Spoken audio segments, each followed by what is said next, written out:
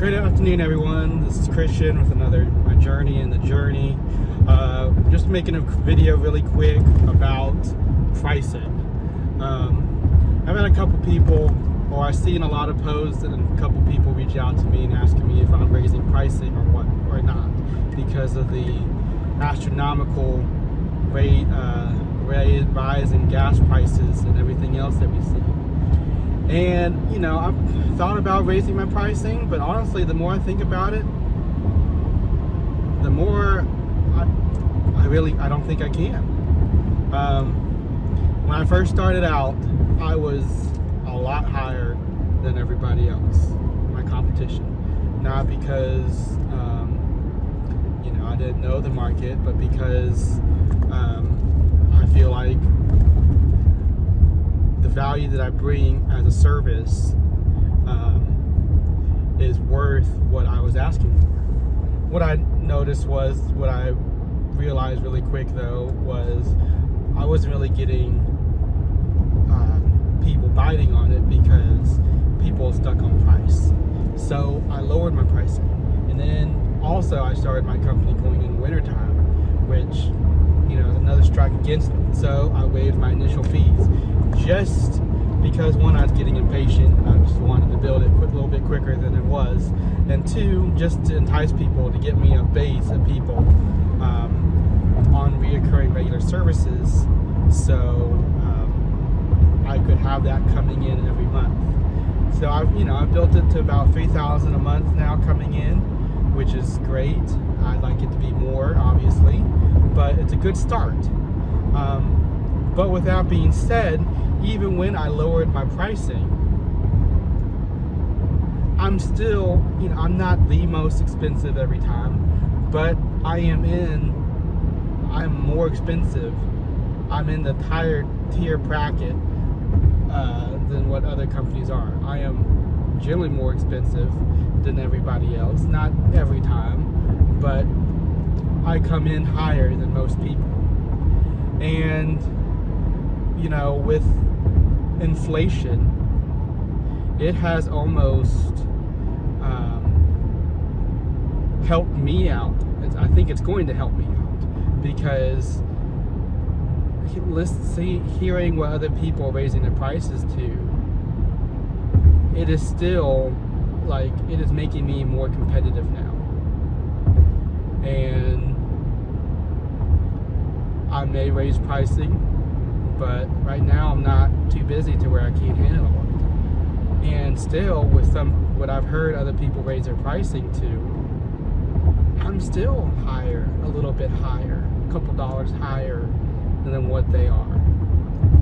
And so I say all this because the challenge I challenge everybody with is know your worth. If you haven't read the book, I think it's Value-Based Fees, but read it, listen to it on Audible. It's a great book, but it'll really get you thinking. And just know your worth. You know, I was talking to a friend, and I'm like, you know, I really don't get roach jobs. I really don't get too many bedbug jobs, because there's still so many companies willing to do it for a lot less. And granted, I lowered my pricing, and I think it's, you know, for my chemical costs and for all the labor and stuff that's included, I think it's a pretty decent rate. I had it more because I wanted a better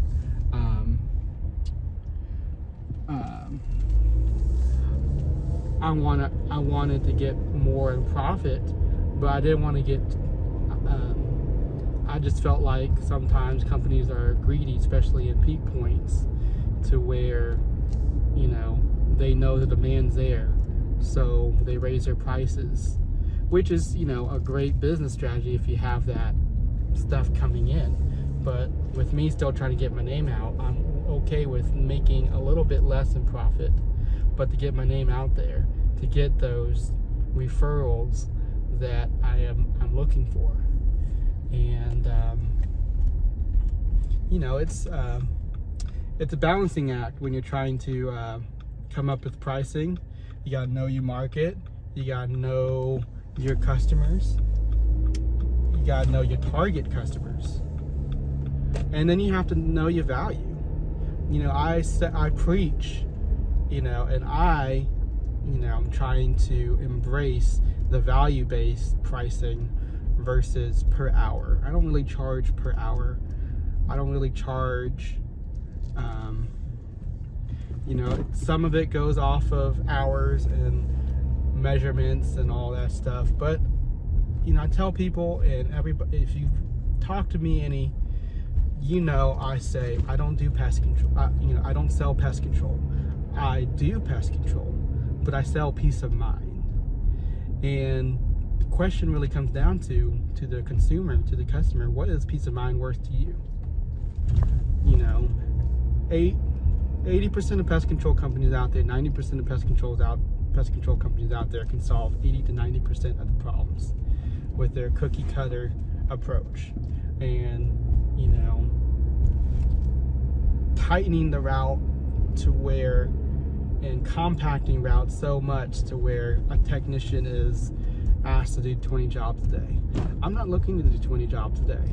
I'm looking to take time at your house and figure out the problem and make sure we don't have a problem that comes back. And so while companies out there trying to do 20 stops a day, I'm trying to do 5, 8, 10 max, 15 max if I work a full 12 to 15 hour day, which I've done before. But I'm not trying to do 20 stops a day in an 8 to 10 hour day process. I can't. My process takes me longer than most companies. So that's, you know, and that's where I'm at. So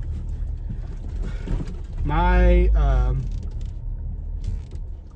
challenge to you guys is, especially to those who are starting out. You know, when you're first starting out, yeah, you want to try and get your feet wet. You're just looking to get people. So the urge is to lower your pricing, be the cheapest, just so you can get customers. And I kind of did that, but I did that in a way to where it was beneficial to me. I lost up front when I waived initial fees, but I gained in the long term of the life of the customer when I signed them up for regular service on a service agreement. So I'm going to get them, and as long as I do my part, I keep them. You know, they say the average customer is 5 years. I've won over 5 years if I can keep them for that long or longer. And then if they tell their friends and their family, I get all that too. So I kind of did it, but I stuck to my guns, and I lowered my prices a little bit on regular services to be more competitive. I'm still more expensive than most. There's companies out there that I've seen that are more expensive than I am, which is fine. I'm not. You know, there's companies that race to the bottom. I'm not trying to race to the top. I'm not trying to do the exact opposite. I'm trying to keep profit margins somewhat competitive for, you know, somewhat profitable for me, so the company's making money, because that's the other thing too. The company is a separate identity. You know, a lot of people want to make it to where you are the company. Like, I have a friend that is the profile picture of his company is his face. The problem with that is I don't want Christian Allen to be, my goal isn't for Christian Allen to be synonymous with TailorMade Pest Control. The goal is for Christian Allen to be synonymous with pest control. And I say that and I differentiate that because when I start growing, I'm going to start hiring technicians to help me get the work done. And I don't want to be in the field for the rest of my life. So I don't want my customers to think that they're going to get me every time. They're going to get TailorMade every time. They're going to get the TailorMade experience every time. They're not getting the Christian Allen experience. The Christian Allen experience is the TailorMade experience. And because I'm harping on that, I know I'm going to grow my company. It might not be at lightning speed, but I'm going to grow it to where I'm going to need customers, and I'm going to be out of the field. And I don't want to be in a place where I lose customers because they think they can get me every time. I want them to be comfortable with whoever I send out there, because that is the level of service they're going to get no matter who comes out. No matter it's me, it's Tech A, Tech B, Tech Z. Whoever comes out there is going to provide the TailorMade level of experience. And that, it's going to take time to find people like that. And there's going to be bumps in the road that I'm going to have to experience as I continue my journey. But laying the foundation of the company, I think, is important. And I think I'm seeing that I did it right. Or maybe not that I did it the right way, but I laid a good foundation, a decent foundation down, to where I'm not scrambling because gas is over $5 a gallon. I got gas today, it's $5.05. I think I put like $85 into my journey today, but I'm okay. I'm not hurting. I'm paying bills. The company is profitable. It was profitable last month. That's awesome. And I'm making a living. The company's making somewhat of a living. It's paying its bills. It's living. I'm not in a point where I'm putting away for savings yet, or the TailorMade's putting away for savings yet, but I'm going to get there. I'm going to build it. And so yeah, the challenge to new entrepreneurs, to new bug business owners, or any business owner for that matter, for the small business owner, for the SBO, have good market rate pricing from the start. Don't undercut yourself to get business. Don't race to the bottom. Know your value, know what you're selling, know what differentiates yourself from everybody else, and stick to it. Yeah, you can do sales, you can do different things to bring business in like I did, but stick to your guns, because there's going to come a point when the economy is going to go to the tank like it is now, and companies are going to other companies are going to start raising their pricing, and you're like, I was already there.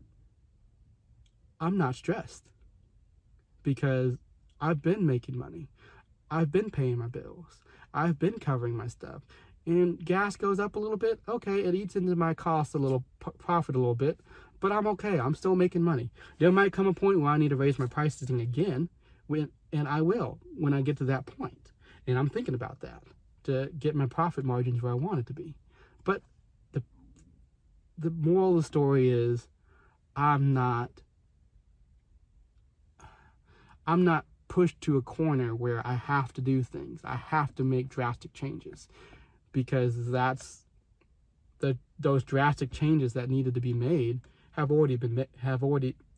weren't made, but they were the foundation to what the company was built on. So that's a challenge to you guys. I hope you liked this video. If you did, please like, share, and subscribe to everybody. I make these videos, one, because it's like a video journal of my journey for me. I enjoy going back and watching these videos that I made, and see the progress that I've come in October, November, December, January, February, March, April, May, June, in 8 months. Can you believe it's been 8 months?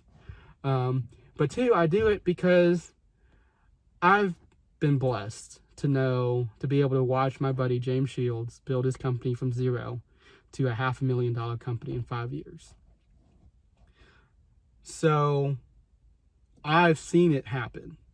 I've seen his struggles, but not everybody has a friend or family member like that. So I publicly put all of my wins, my losses, my stupid acts, and all that shit is right here so everybody can see it. And I want you to know that if you want to start your business, do it. Just do it. There's never a good time to do it. Just do it. Like Nike. And you're going to struggle. You're going to go through hard times.